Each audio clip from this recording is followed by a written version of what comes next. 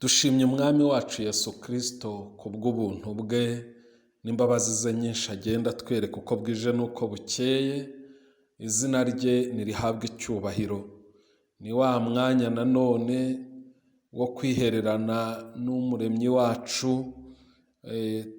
tumuramya, tumuhimbaza kandi twumva icyo avugana natwe. Muri kumwe na Pasiteri Jean Jacques. Munyemerere dusome ijambo ry'Imana mu gitabo cy'ibyakozwe n'intumwa.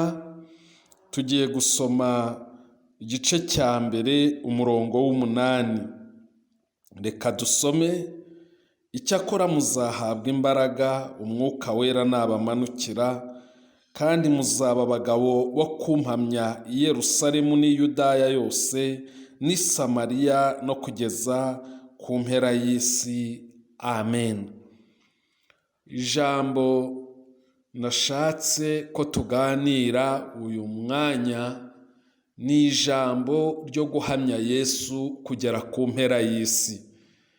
Umwami wacu Yesu yagiye adukorera ibintu bitandukanye, cyane cyane kuducungura, kutwitangira, kutubabarira, akatwunga n'Imana. Ubu tukaba turi abana b'Imana, tubiheshejwe n'urupfu yemeye gupfa n'umusaraba yemeye kujyaho.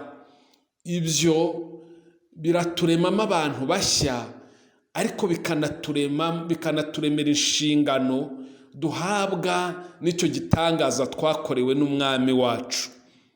Aha rero Yesu yari arimo avugana n'abigishwa be amagambo ye ya nyuma hano ku isi. Arababwira ngo icyakora muzahabwa imbaraga umwuka wera nabamanukira. Muzaba abagabo bo kumpamya i Yerusalemu n'i Yudaya yose n'i Samariya no kugera ku mpera y'isi. Aya magambo yo guhamya Yesu cyangwa se inshingano adusigira nk'abantu yagiriye neza, nk'abantu bagiye babona ineza ye, nk'abantu bamwakiriye nk'umwami n'umukiza. Ni amagambo agomba kudukangura cyane, tukumva inshingano yacu ituma turamuka, ituma twongererwa iminsi yo kubaho. Ubundi twagombye gukizwa tugahita tujya mu ijuru, ariko impamvu dusigara hano mu isi ni ukugira ngo ubutumwa bwiza bwatubatuye, ubutumwa bwiza bwaduhesheje amahoro duhagazemo bugere no ku bandi.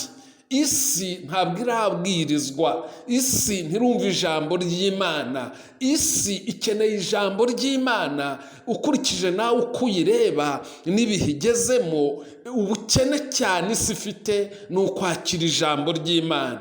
Kandi ijambo ry'Imana ntabwo ari inshingano y'abapasiteri kurivuga gusa, ahubwo ni inshingano ya buri muntu wese wakiriye Yesu Kristo nk'umwami n'umukiza.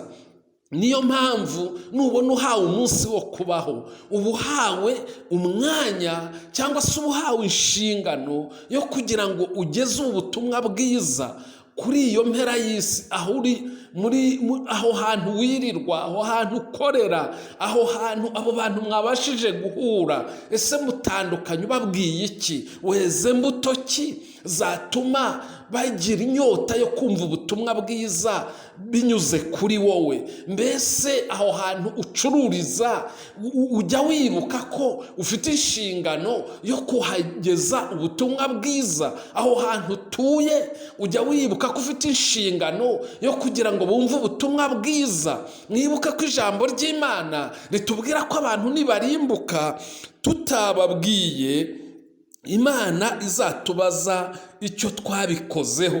Ngo cyakora nitubabwira ntibahindukire, ibyo nta kimana izabitubazaho. Iyo mpera aho uri niyo mpera y'isi ubashije kugeraho. Aho ngaho iyo mpera y'isi nawe ubashije gukandagiraho yigezeho ubutumwa bwiza. Uyu munsi nicyo uherewe, ejo hawe niyo mpamvu hahawe.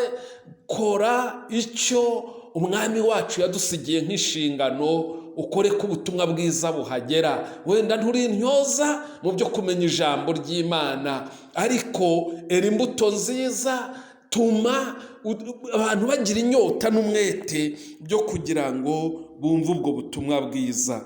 Imana iguha umugisha, Imana iguha imbaraga, Imana igushoboze gushyira mu bikorwa inshingano nkuru Yesu yadusigiye. Imana ibane nawe rero, ikurebe neza, ikwagurira imbago, iguha umugisha mu byo ukora no mu migambi myiza ufite, yigushyigikiremo mu izina rya Yesu Kristo umwami wacu. Amen.